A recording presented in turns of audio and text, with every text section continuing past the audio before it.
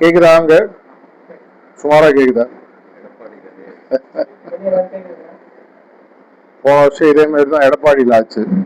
Mic வேலை செய்யல. அதுக்கப்புறம் அப்படியே இங்க நான் வந்ததுல நடந்த சில விஷயங்களை பார்க்கும்போது அந்த காலத்துல அடிக்கடி பெரியவங்க சொல்லக்கூடிய ஒரு வாக்கியம் ஞாபகம் வந்தது. ஒன்றே செய், நன்றே செய், இன்றே செய்ன்னு சொல்லுவாங்க. முக்கியமாக இது நம்மளுடைய வாழ்க்கையில் வெற்றி பெறுவதற்கும் நம்மளுடைய ஆன்மீக வாழ்க்கையில் குறிக்கோளை அடைவதற்கும் இந்த 3 விஷயங்களை நம்ம தொடர்ச்சியாக கவனத்தில் வச்சு செஞ்சோம்னா நல்லா இருக்கும். தமிழ்ல ஒரு பழமொழி உண்டு, பல மரம் கண்டான் ஒரு மரம் வெட்டான் அப்படின்னு சொல்லி தச்சனை பத்தி சொல்லுவாங்க. இந்த மரம் வெட்டலாமா, அந்த மரம் வெட்டலாமா, இந்த மரம் வெட்டலாமா, நாள் ஃபுல்லா பார்த்துன்னு இருக்க வேண்டியதுதான். கிட்டத்தட்ட நம்மளுடைய வாழ்க்கையையும் பார்த்தீங்கன்னா நம்ம பல பேர் வயதான காலத்தில் கடைசியில போற காலம் வரைக்கும் பார்த்தீங்கன்னா எது நம்மளுடைய வாழ்க்கையில் அடைய வேண்டும்ன்ற ஒரு தெளிவு இல்லாமே நம்ம நிறைய பேர் காலம் ஆயிடுறோம். மேல்நாட்டில் ஒரு 20-25 வருஷத்துக்கு முன்னாடி ஒரு ரிசர்ச் ஆராய்ச்சி ஒன்று பண்ணாங்க. அந்த ஆராய்ச்சியினுடைய அவுட்புட் அப்படின்னு எடுத்து பார்த்தீங்கன்னா உலகத்தில் வாழக்கூடிய மனிதர்களில் 98% மக்கள் எதற்காக பிறந்தோம், எதற்காக வாழ்கிறோம், வாழ்க்கையில என்ன செய்யணுன்றது தெரியாமே வந்து போயிடுறாங்க. நிறைய பேர் பொழுது போலனா ட்ரெயின்ல ஏறி இறங்குற மாதிரி, எங்கடா போற, ட்ரெயின்ல ஏற, எங்க போற தெரியாதுங்க. மொத்தம் பஸ்ல ஏறி கேட்டானா எனக்கு ஒரு ரிட்டர்ன் டிக்கெட் கொடு அப்படின்னு. எந்த ஊர்ல இருந்துங்க? அது எனக்கு தெரியாதுங்க. அப்படி எப்படிப்பா ரிட்டர்ன் டிக்கெட் கொடுக்க முடியும்? வாழ்க்கையில 1 இல்லை 2% மக்கள் தான் வந்து உலகத்துல தங்களுடைய வாழ்க்கையில் ஒரு தெளிவுடன் வாழ்கிறார்கள். ரொம்ப சாதாரணமான உதாரணம், பல காலேஜ்ல நான் ப்ரோக்ராம் பண்ணும்போது சொல்லக்கூடிய ஒரு விஷயம். இப்ப இறங்கி நீங்க மெயின் ரோடுக்கு போயிட்டு அது left side right side road போகும். யாரையாவது இந்த லெப்ட் சைடு ரோடு எங்க போகுதுன்னு கேட்டா உங்களை அவங்க முதல்ல என்ன கேட்பாங்க? நீ எங்க போகணும், நான் எங்க போனோம், உனக்கு என்ன ரோடு எங்க போகுதுன்னு கேட்டேன்னா அவன் என்ன சொல்லுவான்? அந்த ரோடு எங்க வேணா போகுங்க, நீங்க உங்களுக்கு எங்க போனன்றத சொன்னாதான் தெளிவாக என்னால் பதில் சொல்ல முடியும். ஒரு ரோடுல போயிட்டு வழி கேட்கக்கூடிய விஷயத்துல கூட நம்மளால எங்க போறோன்றது தெரியலன்னா நம்மளுடைய பயணமானது வேஸ்ட் ஆயிடும். தமிழ்ல சொல்லுவாங்க, செக்கு மாடு ஊர் போய் சேராது. நாள் ஃபுல்லா அங்கேயே சுத்திட்டு இருக்கும், அங்கேயேதான் இருக்கும். அது ஒரு நாளைக்கு 10 கிலோமீட்டர் 20 கிலோமீட்டர் அந்த செக்குலயே சுத்திட்டு இருக்கும். நம்மளுடைய வாழ்க்கை கூட அதே மாதிரிதான். இதனாலதான் அந்த முதல் வார்த்தையை நான் சொன்னது, ஒன்றே செய். இப்ப முன்னாடி கூட நான் கருத்தால ஒரு இடத்துல பேசும்போது நம்மளுடைய குருநாதர் தாஜி சொன்ன ஒரு விஷயம், வாழ்க்கையை எப்படி வாழ வேண்டும், வாழ்க்கையில் குறிக்கோள் எப்படி அமைக்க வேண்டும் அப்படின்றத பத்தி கண்ணமங்கலத்துல பேசும்போது நான் சொல்லிட்டு, எந்த ஒரு குறிக்கோளை அடைவதன் மூலம் அனைத்து குறிக்கோள்களையும் அடைய முடியுமோ அதை குறிக்கோளாக எடுத்துக்கொள்வது சால சிறந்தது. இருப்பதற்கு உயரிய குறிக்கோள். உதாரணத்துக்கு பணம் சம்பாதிக்கணும் முடிவு பண்ணிட்டீங்க, தப்பு இல்லை. உலகத்திலே நான் தான் நம்பர் 1 பணக்காரன் ஆகும். சார்ஜி மகாராஜ் அடிக்கடி சொல்வார், 99% மக்கள் தங்களுடைய வாழ்க்கையில் தங்களுடைய 1% சக்தியை கூட உணராமல் சவப்பெட்டிக்கு செல்கிறார்கள். உங்களுக்கு ஒரு 1000 கோடி சம்பாதிக்கிறதுக்கான ஒரு புரியறதுக்காக இந்த பொருளாதார உதாரணத்தை கொடுக்கிறேன். ஒரு 1000 கோடி உங்களால சம்பாதிக்க முடியுன்ற பட்சத்துல நீங்க 1 ரூபாய் சம்பாதிச்சு செத்து போன உலகம் உங்களை பத்தி என்ன சொல்லும்? எவ்வளவு பண்ணிருக்கலாம்பா, எவ்வளவு சாதிச்சிருக்கலாம். ஒவ்வொரு மனிதனும் சாதிக்க பிறந்தவன். 2 கோடி ஜீவராசிகளுக்கு மேல உலகத்துல இருக்கு. இதுல ஒரே ஒரு ஜீவராசிக்கு மட்டும்தான் எதிர்காலத்தை நிர்ணயித்து அதை செயலாக மாற்றி அந்த செயலை அந்த குறிக்கோளை நோக்கி கொண்டு போய் அதை அடையக்கூடிய தன்மை மனுஷனுக்கு மட்டும்தான் இருக்கு. ஒரு சிங்கத்தினாலேயோ புலியினாலேயோ யானையினாலேயோ ஒரு நாயாலேயோ எனக்கு ஒரு 10 மாடி வீடு கட்டணும், அங்க நான் குடி இருக்கணும், வாடகை, அதனால யோசிக்க முடியாது. அதுக்கு தெரியாது, நம்மளால மட்டும்தான் முடியும். ஆனா ஏன் நம்ம செய்யறது இல்லை அப்படின்னு சொல்லி பாத்தீங்கன்னா, நமக்கு யாரும் உரைப்பது போல் சொல்வதில்லை. ஒரு படத்துல வடிவேலு சொல்லுவான், கன்னத்துல அடிச்சு பலார்னு சொல்லுங்க. அது மாதிரி யாரும் நமக்கு சொல்லலை. பல இடங்கள்ல எனக்கு ஒரு தார்மீக கோபம் அபியாசிகள் மேல, உலகத்துக்கு மேல வரக்கூடிய ஒரு விஷயம் என்னன்னு பாத்தீங்கன்னா, இது கோபன்றதை விட ஒரு ஏன் இப்படி இருக்காங்கன்ற மாதிரி ஒரு எண்ணம். இவ்வளவு திறமைகளை இயற்கை கொடுக்குது, இவ்வளவு செல்வ செழிப்ப, சிந்தனை சக்திய, செயல் செய்யக்கூடிய விஷயத்தை இயற்கை கொடுக்குது. ஆனா நம்ம செய்யாம இருக்கும், உணராம இருக்கும். உணர்ந்ததுக்கு அப்புறம் செய்யாம இருக்குது இன்னொரு விஷயம். எந்த விஷயமே முதல்ல புரிதல்ல ஆரம்பிக்குது. இது என்னால மொழின்றது புரிஞ்சதுக்கு அப்புறம் நீங்க செய்யலன்னா அது உங்களுடைய பிரச்சனை. யாருமே சொல்லாம போயிட்டோம்னு வேற விஷயம். எனக்கு தெரியாதுன்றதுல தப்பு இல்லை. ஆனா எனக்கு தெரியாதுன்றது தெரிஞ்சதுக்கு அப்புறம் அதை தெரியாமல் இருப்பது முட்டாள்தனம். தெளிவா குழப்பிட்டேன்னா, உதாரணத்துக்கு என்னால் ஒரு பணக்காரனாக ஆக முடியும், ஒரு பெரிய செல்வந்தராக ஆக முடியும், ஒரு ஆன்மீக சாதனையாளராக ஆக முடியும் என்பது எனக்கு தெரியாமையே நான் இருந்தேன்னா அதுல தப்பு கிடையாது. ஆனா ஒருத்தர் எப்படி ஒரு ஜாம்பவான் அனுமாரை உன்னால குதிக்க முடியும், உனக்கு அந்த சக்தி இருக்கு, நீ பிறந்த போதே சூரியனை நோக்கி நீ குதிச்சவன் அப்படின்றத புரிய வச்சு லங்கைக்கு குதிக்க வைக்கிறார். அதுக்கு அப்புறமா அவர் குதிக்க மாட்டேன்னு சொன்னார்னா அது அனுமாரோட தப்பு. ஆனா அன்னி வரைக்கும் அவருக்கு தெரியாது, தனக்குள்ள அவ்வளவு பெரிய சக்தி இருக்குன்றது அனுமாருக்கு தெரியாது. நம்ம எல்லாருமே கிட்டத்தட்ட அதை போன்ற ஒரு வாழ்க்கையை வாழ்ந்து கொண்டிருக்கிறோம். அந்த ஒன்றே செய்கின்றத நம்மளுடைய குருநாதர் தாஜி என்ன சொல்றாருன்னா, இருப்பதற்குள் உயரிய குறிக்கோளை வைத்துக்கொள். அந்த உயரிய குறிக்கோளை நோக்கி நீ செல்லும் பொழுது அந்த குறிக்கோளை அடையலைன்னா கூட அதன் மூலமாக நம்ம வாழ்க்கையில வரக்கூடிய தன்மை மாற்றமானது, பொருளாதார மாற்றமானது நம்ம எதிர்பார்க்க முடியாத அளவுக்கு பெரிய விஷயமா இருக்கு. பாரதியார் அடிக்கடி சொல்லக்கூடிய புதிய ஆத்திச்சூடியில் எனக்கு பிடித்த ஒரு வாக்கியம், பெரிதினும் பெரிது கேள்வி. கேட்கறதா கேட்கறது பெருசா கேட்போமே, ஒன்னும் நஷ்டம் இல்லையே. கேட்கறதுல என்ன நஷ்டம்? நம்மளுடைய ஆன்மீக பாதையை எடுத்துக்கோங்க. 13வது புள்ளி, அனைவருக்கும் கொடுப்பதற்கு நான் தயாரா இருக்கேன் அப்படின்னு சொல்லி போன வருஷம் ஒரு இடத்துல ஒரு டாக்ல தாஜி சொல்றாரு, இருப்பதற்குள் உயரிய ஆன்மீக பொக்கிஷத்தை என்னால் 7 மாதத்தில், என்னால் அவர் சொல்லல, என்னுடைய குருநாதரால் 7 மாதத்தில் கொடுக்க முடியும், அதற்கு நீ தயாரான்னு கேட்குற.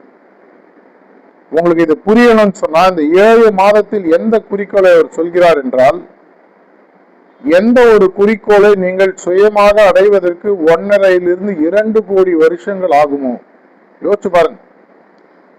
இங்க யாராவது ஒரு 150-200 வருஷம் வாழறவங்க இருக்கீங்களா? யாராவது 150 வருஷம், எனக்கு 200 வயசுங்க, யாரும் இருக்க முடியாது. 1.5 கோடி 2 கோடி வருஷம் நீங்க சுயமாக ஆன்மீகத்தில் குறிக்கோளை நோக்கி எந்த வித உதவியும் இல்லாமல் போனீங்கன்னா உங்களுக்கு 1.5-2 கோடி வருஷம் ஆகும். இதை ஒரு மார்க்கத்தின், ஒரு பிராணாகுத்தின்ற சக்தியுடன், ஒரு சுத்திகரிப்புன்ற ஒரு ஆயுதத்துடன், பிரார்த்தனை என்ற ஒரு முக்கியமான ஒரு விஷயத்துடன் 7 மாசம் கொடுக்கறது கிடையாது. அந்த 7 மாசம் கூட அவரு 24 மணி நேரம் கேட்கல. அது கொடுத்தா கூட நான் ரெடி. 7 மாசம் 24 hours ஒண்ணும் கிடையாது, எனக்காக ஒதுக்குறதுக்கு ரெடி. ஏன்னா நம்ம நிறைய பேருக்கு அந்த 13வது புள்ளி என்னன்றது பேப்பர்ல கூட படிச்சது இல்லை.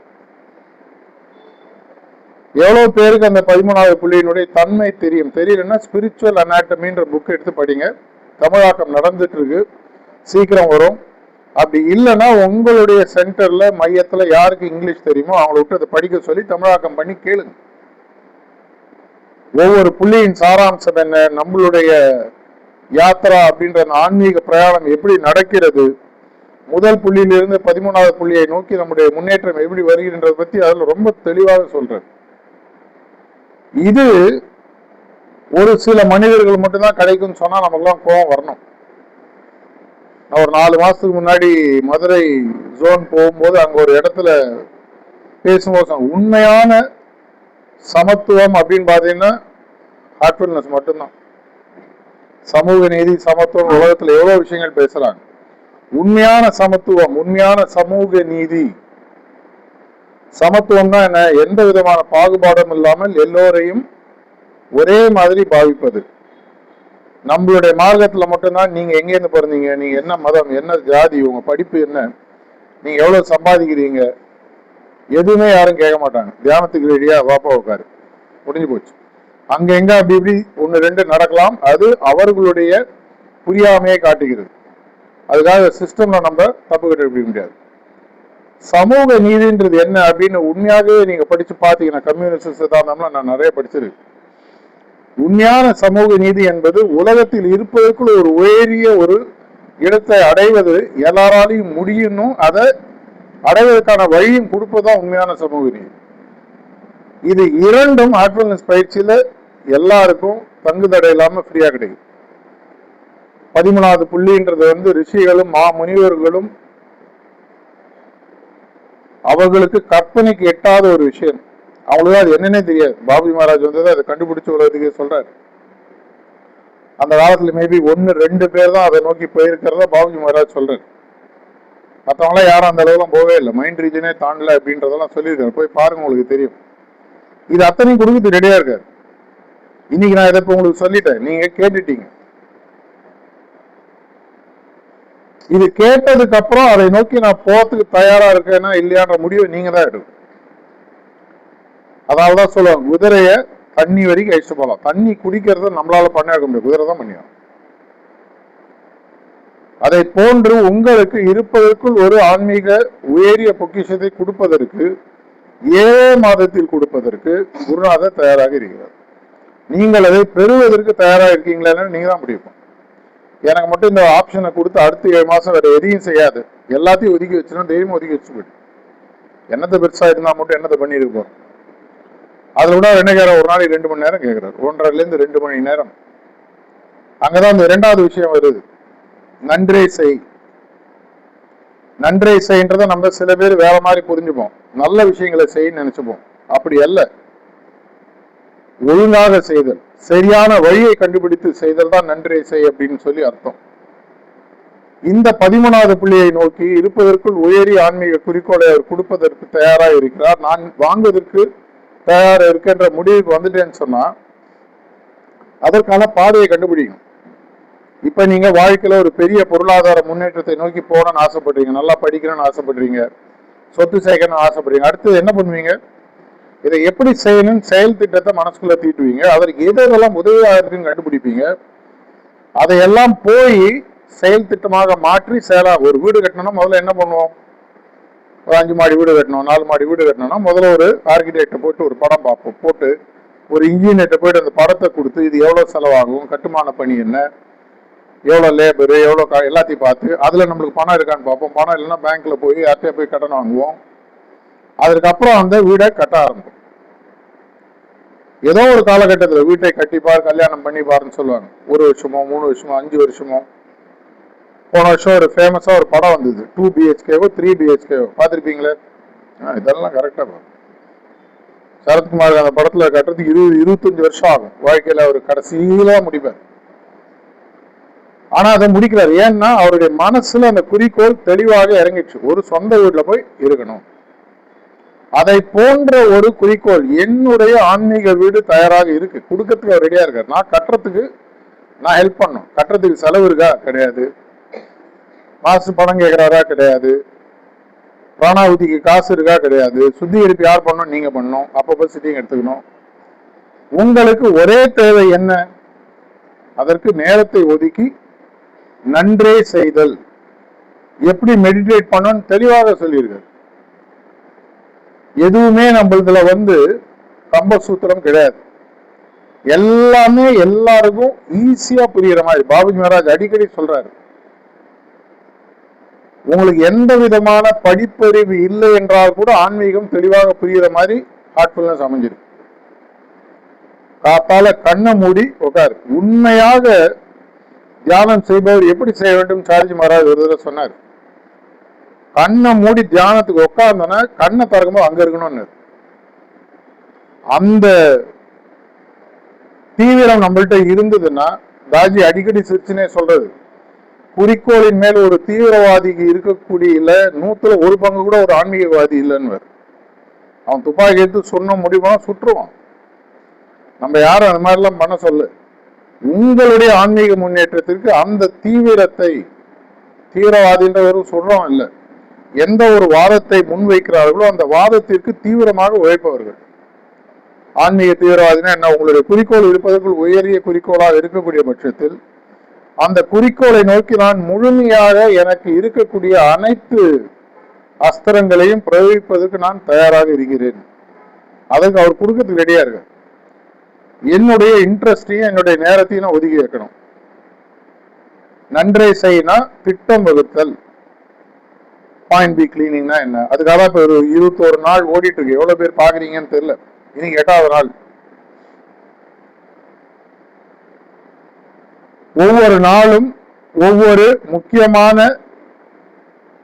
நம்மளுடைய பிராக்டிஸ் சார்ந்த விஷயத்த டெய்லி 8:30 மணிக்கு சொல்லிட்டு வரும். யார் வேணா ஜாயின் பண்ணலாம். 700-800 பேர் டெய்லி ஜாயின் பண்றாங்க. ஜாயின் பண்ண முடியாதவங்களுக்காக இதை ரெக்கார்டிங் பேரலா பண்ணிட்டு இருக்கோம். இந்த 21 நாள் முடிஞ்சோன்னா இதை ரெக்கார்டிங் போட்டு அந்த லிங்க் எல்லாருக்கும் கொடுப்போம். ஒவ்வொரு நாளும் ஒருவர் வந்து பாயிண்ட் பி கிளீனிங்னா என்ன, தியானம்னா என்ன, எல்லாமே வந்து உங்களுக்கு புரியற மாதிரி பிராக்டிஸ் எலிமெண்ட். வெறும் பேசிட்டு போக மாட்டாங்க. ஏற்று சுரைக்காய் கறிக்கு உதவாது. பேப்பர்ல சுரைக்காய் எழுதினா சாப்பிட முடியாது. பாயிண்ட் பி கிளீனிங்னா அவர் உட்காந்து பாயிண்ட் பி கிளீனிங் எப்படி பண்ணன்றதை உங்களை பண்ண வச்சு சொல்லி காட்டுவேன். தியானம்னா கைடட் மெடிடேஷன் நடக்கும். பாயிண்ட் ஏ மெடிடேஷன் உங்களுக்கு பண்ண வச்சு உங்களுக்கு புரிய வைப்பாங்க. உங்கள் கையை பிடித்து உங்களுடன் நடந்து செல்லக்கூடிய ஹேண்ட் ஹோல்டிங் சொல்லுவாங்க. இது எதுக்காக பண்றோம்னா, அவர் கொடுக்குறேன்னு சொல்லிட்டார். அது ரெடி பண்ண வேண்டிய பொறுப்புல ஃபங்க்ஷனரிஸும் ப்ரிசெப்டர்ஸும் வாலண்டியர்ஸும் இருக்காங்க. நீங்க நிறைய பேர் ப்ரிசெப்டர்ஸ் இருப்பீங்க, ஃபங்க்ஷனரிஸ் இருப்பீங்க, வாலண்டியர்ஸ் இருப்பாங்க, பொதுவான அபியாசிஸ். என்னுடைய பிராக்டிஸ் மட்டும் எனக்கு பொருள் இருக்கு, எதுவுமே தப்பு இல்லை. அப்படி இருக்கும் பொழுது அந்த நன்றே செய்ன்றதை உங்களுக்கு புரிய வைக்கக்கூடிய இந்த 21 நாள் பயணம் தான் இது. இந்த பண்டாரா டைமுக்குள்ள முடிக்கிற மாதிரி பிளான் பண்ணியிருக்கோம். அதுக்கப்புறமா இந்த யூடியூப்ல ரெக்கார்டிங் எல்லாமே தமிழ்ல தான் நடக்குது. இது அனைத்துமே யூடியூப்ல ஏற்றி அதுக்கப்புறம் ஒரு பிளேலிஸ்டா போட்டு கொடுக்க போறோம். இதை நீங்க எப்போனா பார்த்து அந்த பார்த்ததுலேருந்து 7 மாதத்திற்குள் உங்களால் குறிக்கோளை அடைய முடியும்ன்ற நம்பிக்கை கொடுப்பது எங்களோட வேலை. ஆனா அந்த பாதையில் நடந்து குருநாதரின் அருளை பெற்று குருநாதரின் சப்போர்ட்டை வாங்கி அங்க போய் அடைய வேண்டியது உங்களோட இஷ்டம். இதெல்லாம் என்ன வாழனா அதுவும் உங்களோட இஷ்டம். நம்ம ஆலோசனை ஒன்றே செய். எனக்கு இதுல இன்ட்ரெஸ்ட் இல்லைங்க, தியானம் வர மனசுக்கு நிம்மதியா இருக்கு, போறோம், தட்ஸ் ஓகே, நோ ப்ராப்ளம். எந்த விதமான கம்பல்ஷனும் 13வது புள்ளி ஏன் போலன்னு யாரும் உங்களை வந்து வீட்டுல கேட்க மாட்டாங்க. ஏன் பயணம் போல 13வது புள்ளி யாரும் கேட்க போறது இல்லை. இல்லைங்க, நிறைய பேர் நான் பல இடங்களுக்கு நான் டிராவல் பண்றதுனால நான் நிறைய பேரை பாக்குறேன். தியானம் மூலமா நிம்மதியா இருக்குங்க, எனக்கு அது போறோம், நோ ப்ராப்ளம். 2 வாரத்துக்கு முன்னாடி சென்னையில ஒரு பெரிய கம்பெனி ஓனரோட நான் பேசிட்டு இருந்தேன். அவங்க கம்பெனி ரொம்ப ரொம்ப இப்ப பேர் சொல்ல விரும்பல, நடக்கும்போது சொல்றேன், அவங்க எல்லாருக்குமே நேமா தெரிஞ்சிருக்கும். அவங்க ரொம்ப தெளிவா சொன்னாங்க, எங்களுடைய கம்பெனில எல்லா மதத்துல இருக்கிறவங்களும் ஒர்க் பண்றாங்க. அதனால நீங்க கடவுள் அந்த மாதிரி விஷயத்தை பத்தி பேசாதீங்க. நாங்க ஆர்ட்ஃபுல்னஸ் கடவுளை பத்தி நாங்க கவலைப்படுறோம், அவரு எங்களை பத்தி கவலைப்படுறோம். தியானம் பண்றோம், மனதிற்கு ஒரு அமைதியும் நிம்மதியும் வருகிறது. இந்த அமைதியும் நிம்மதியும் வந்ததுக்கு அப்புறமாக இந்த அமைதிக்கும் நிம்மதிக்கும் பின்னால் என்ன இருக்குன்னு கண்டுபிடிக்கிறது உங்க இஷ்டம். கண்டுபிடிக்கலாம்னு பரவாயில்ல. கோயிலுக்கு போறோம், ஒவ்வொருத்தர் ஒவ்வொரு வேண்டுதலுடன் போறோம். எல்லாரும் ஒரே வேண்டுதலோட போறது இல்லை. சில பேர் பணத்துக்காக போவாங்க, சில பேர் வீட்டுல ஒரு நல்ல விஷயம் நடக்கணும்னு போவாங்க, சில பேர் உடல்நிலை சரியில்லைன்னு பிரார்த்தனைக்காக போவாங்க, சில பேர் வெறும் போயிட்டு கோயில் போயிட்டு இருந்தா நிம்மதியா இருக்கு, அது போறோம். அதே மாதிரிதான் தியானமும். சார்ஜி மகாராஜ் அடிக்கடி சொல்றாரு, 100 பேர் தியானத்துக்கு வந்தா அவனுக்கு 110 குறிக்கோள் இருக்குன்னு. 100 பேர் ஒரு குறிக்கோள் தானே இருக்கணும், 110 குறிக்கோள் இருக்குன்னு. ஏன்னா ஒவ்வொருத்தரோட தேவைகள் வேற, அது உங்களுடைய இஷ்டம். ஆனால் இந்த தேவைகள் எல்லாம் தாண்டி ஒரு உயரிய தேவை ஒண்ணு, குறிக்கோள் ஒண்ணு உங்களுக்கு கொடுப்பதற்கு குருநாதர்கள் ரெடியா இருக்கான்ற உங்களுக்கு புரியணும். ஒன்றே செய், நன்றே செய். 3வது வார்த்தை ரொம்ப முக்கியம். இதை நான் நெகட்டிவா கேட்கல, ஓப்பனா கேட்கிறேன். இங்க இருக்கிறதுல யாராவது நாளை காப்பாலும் உயிரோட 2 பேர் சொல்ல முடியுமா? தெரியாது. ஏன்னா ஒரு தரவு டேட்டா சொல்லுது, உலகத்துல இன்னைக்கு நைட்டு தூங்கி நாளைக்கு எழுந்துக்காத 1% மக்கள். போய் நெட்ல தேடி பாரு, 1% மக்கள் மறுநாளைக்கு. அதனாலதான் ஒரு சொல்லுவாங்க நவீன திருக்குறள், நேற்றுடையார் இன்று இல்லைனும் பெருமை உடைத்து உலகு. நேற்றுக்கு இருந்தவன் இன்னைக்கு இல்லை. இதுதான் அந்த உலகத்தோட பெருமை. அதுக்கு மேல இன்னும் புதுசா குழந்தைகள் பிறகு புது ஆன்மாக்கள் வருகிறது. அது வேற விஷயம். அப்படின்னா உண்மையான புத்திசாலித்தனம் என்ன? இன்னைக்கு உங்களுக்கு ஒரு பேங்க்ல ஒருத்தர் 1000 கோடி உள்ள வச்சிருக்கீங்கப்பா சாவி, எவ்வளவு பணம் எடுத்துன்னு போ, கொஞ்சம் வெயிட் பண்ணுங்க, ஒரு வாரம் கழிச்சு வரேன்னு சொல்லிங்களா, உடனே உள்ள போவீங்களா? உங்க மேல கேஸ் போட மாட்டோம், போலீஸ் பிடிக்காது, எவ்வளவுனா எடுத்துக்கலாம். இன்னைக்கு போவீங்களா, நாளைக்கு போவீங்களா? இன்னைக்கே போகும். அந்த 1000 கோடி மாதிரி லட்சம் கோடி எண்ணிக்கை எண்ணவே முடியாத அளவுக்கு இருக்கக்கூடிய ஒரு விஷயத்த குருநாதர் கொடுத்து ரெடியா இருக்கு. அப்படின்னா இன்னைக்கு ஆரம்பிக்கிறேன்வீங்களா, நாளைக்கு ஆரம்பிப்பீங்களா, நாளைக்கு ஆரம்பிப்பீங்க? ஏன் அப்படின்னா ஆரம்பிக்கல. என்னோட கேள்வி அவ்வளவுதான். நன்றி, வணக்கம்.